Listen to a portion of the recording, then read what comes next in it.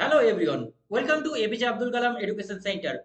তোমরা নিশ্চয়ই বুঝতে পেরে গেছো যে আজকে একটা বড় অ্যানাউন্সমেন্ট হতে চলেছে। অ্যানাউন্সমেন্টটা কি? যে আলিগড় মুসলিম ইউনিভার্সিটির যে এন্ট্রান্স ডেট, সেটা কিন্তু ডেট চলে এসেছে।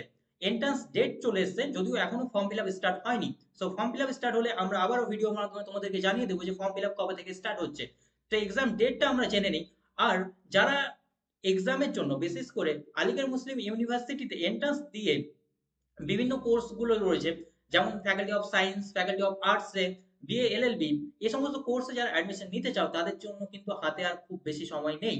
তো এক্সাম ডেটটা কবে কবে রয়েছে তোমাদেরকে বলে দিই। তো ফ্যাকাল্টি অফ আর্টস বা সোশ্যাল সায়েন্সের যে এন্ট্রান্স ডেট রয়েছে সেটা 12/4 অর্থাৎ 12 এপ্রিল 2026 এক্সাম রয়েছে।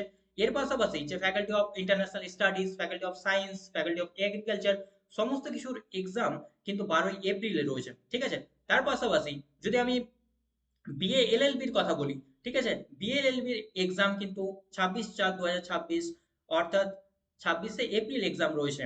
এমবিএ, ঠিক আছে, বিবিএ যে সমস্ত এক্সামগুলো রয়েছে সেগুলোর কিন্তু 7/6 অর্থাৎ 7ই জুন কিন্তু সেগুলোর এক্সামগুলো রয়েছে। তো এখান থেকে নোটিফিকেশন থেকে তোমরা এক্সামগুলো দেখে নিতে পারো। সো অনেকেই ভাবছো বা অনেকেই জানো না যে আলিগড় মুসলিম ইউনিভার্সিটিটা কি। তো তাদেরকে জানিয়ে দিই যে আলিগড় মুসলিম ইউনিভার্সিটি শুধু শুধু একটা ইউনিভার্সিটি না, এটা একটা ইমোশন। ইমোশন কেন? কারণ আমিও নিজে একজন আলিগ। সো এটা বলতে আমাকে খুবই ভালো লাগছে যে আলিগড় মুসলিম যে ইউনিভার্সিটি সেটা স্যার সৈয়দ আহমেদ খান, ঠিক আছে, তেনার মাধ্যমেই কিন্তু এই ইউনিভার্সিটির পথ চলা শুরু হয়, যেটা ফার্স্টলি এমএও অর্থাৎ মোহামেডান অ্যাংলো ওরিয়েন্টাল কলেজ 1877 থেকে তার পথ চলা শুরু হয়, যেটা 1920-তে এমএ অ্যাক্ট দ্বারা, সরি, এএমইউ অ্যাক্ট, আলিগড় মুসলিম ইউনিভার্সিটি অ্যাক্ট, একটা পার্লামেন্টের অ্যাক্টের মাধ্যমে সেটা কিন্তু সেটা কিন্তু সেন্ট্রাল ইউনিভার্সিটির দরজা পায়। ঠিক আছে। সো এটা ছিল আলিগড় মুসলিম ইউনিভার্সিটির লিগ্যাসি। আলিগড় মুসলিম ইউনিভার্সিটির লিগ্যাসি একটা শর্ট ভিডিওর মাধ্যমে কিন্তু আমি বলে শেষ করতে পারবো না। তোমরা যদি এটার কি বলে ন্যাশনাল র্যাঙ্কিং গুলোই যদি দেখো, তাহলেই এটা বুঝতে পারবে যে এটা কতটা একটা প্রেস্টিজিয়াস ইউনিভার্সিটি। সবাই কিন্তু এটার সুযোগ পায় না পড়াশোনার। সো যারা ভাবছো যে আলিগড় মুসলিম ইউনিভার্সিটির এন্ট্রান্সের প্রিপারেশন করবে, তাদেরকে, তাদের হাতে কিন্তু আর বেশি সময় নেই। এখন থেকেই তোমাদের কিন্তু লেগে পড়ে ধরতে হবে।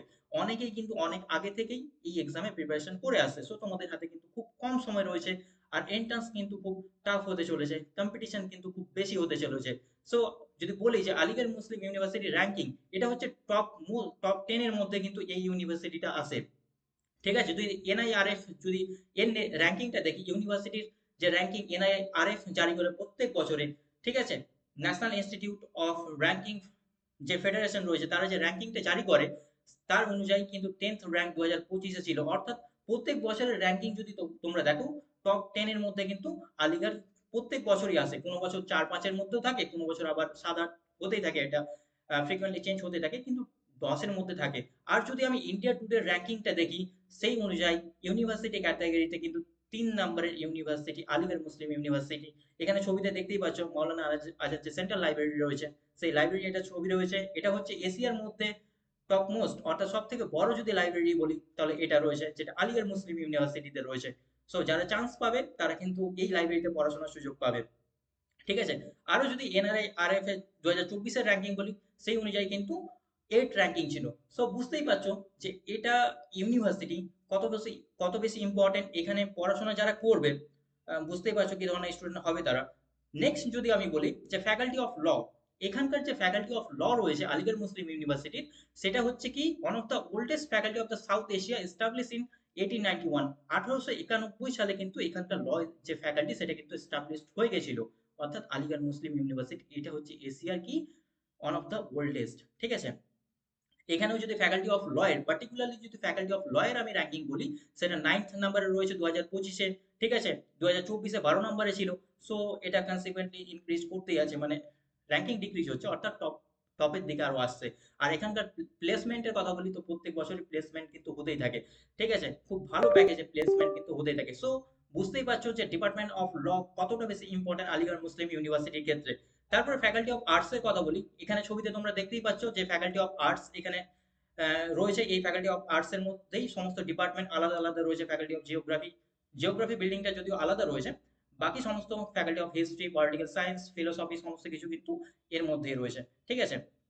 ইম্পর্টেন্ট ডেটস, দ্য অ্যাপ্লিকেশন যদি স্টার্ট বলি তো 1 ফেব্রুয়ারি থেকেই কিন্তু application form fill up start হয়ে যাবে। ঠিক আছে, বিএলএলবির এন্ট্রান্স ডেট বললাম, বিএলএলবির 26/4 অর্থাৎ 26শে এপ্রিল রয়েছে। আর বিএ অনার্সের 12/4 অর্থাৎ 12ই এপ্রিল কিন্তু এক্সাম রয়েছে। সো যারা এন্ট্রান্স এক্সামের প্রিপারেশন করতে চাও তোমাদের হাতে কিন্তু খুব স্বল্প সময় রয়েছে। আর পরিশ্রম কিন্তু খুব বেশি করতে হবে, কারণ এন্ট্রান্স এক্সামের যে কোশ্চিন সেটা কিন্তু অনেক বেশি টাফ হয়। আর অনেকেই কিন্তু এখানে পার্টিসিপেট করে অল ওভার ইন্ডিয়া থেকে। সো যারা ভাবছো যে প্রিপারেশন করবে, আমাদের কাছে একটা ব্যাচ রয়েছে, যেটা বেসিক্যালি আমরা ক্যালকাটা ইউনিভার্সিটির যে ল এন্ট্রান্স টেস্ট সেটার আমরা প্রিপারেশন করিয়ে করিয়ে আসছি বিগত 3 বছর থেকেই। এবং সেই এন্ট্রান্স যে ব্যাচ সেটার যে সিলেবাস, সেম সিলেবাস কিন্তু আলিগড় মুসলিম ইউনিভার্সিটির যে আর্টসের syllabus, faculty of social science বা বিএ অনার্স যেটাকে বেসিক্যালি বলো এন্ট্রান্সটাকে, সেটার সিলেবাস আর বিএলএলবির আলিগড় মুসলিম ইউনিভার্সিটির সিলেবাস কিন্তু সেম, কিন্তু কোশ্চেনের লেভেল কিন্তু ডিফারেন্স হয়। ঠিক আছে, সো আমাদের ইউটিউবে অনেক ফ্রি ক্লাসেস রয়েছে, সেই ক্লাসগুলো তোমরা দেখেই নিতে পারো যে সেই ক্লাসগুলো কিন্তু অনেক উন্নত মানের। সেই ক্লাসগুলো যদি তোমরা করো বা আমাদের পেইড ব্যাচ থেকে যদি তোমরা ক্লাস নাও, তাহলে কিন্তু তোমাদের ক্যালকাটা ইউনিভার্সিটি ল এন্ট্রান্সের পাশাপাশি আলিগড় মুসলিম ইউনিভার্সিটির যে বিএ এন্ট্রান্স, ঠিক আছে, এবং বিএ এলএলবি এন্ট্রান্স সেটারও কিন্তু সিলেবাস কভার আপ হয়ে যাবে। সো আরো যদি ডিটেলস আমাদের ব্যাচ সম্পর্কে তোমরা জানতে চাও, নিচে যে স্ক্রিনে তোমাদের কন্ট্যাক্ট নাম্বার দেওয়া রয়েছে, সেই কন্ট্যাক্ট নাম্বারে তোমরা আমাদের সাথে কন্ট্যাক্ট করতে পারো।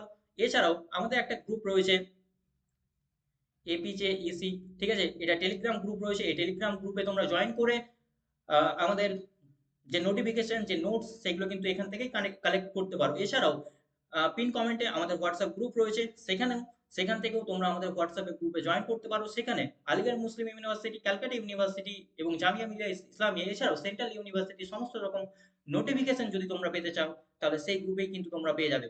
সো আজকে এই পর্যন্তই, আবার দেখা হচ্ছে অন্য কোনো ভিডিও নিয়ে, অন্য কোনো ইনফরমেশন নিয়ে।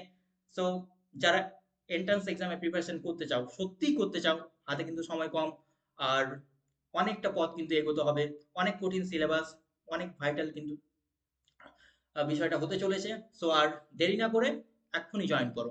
Thank you.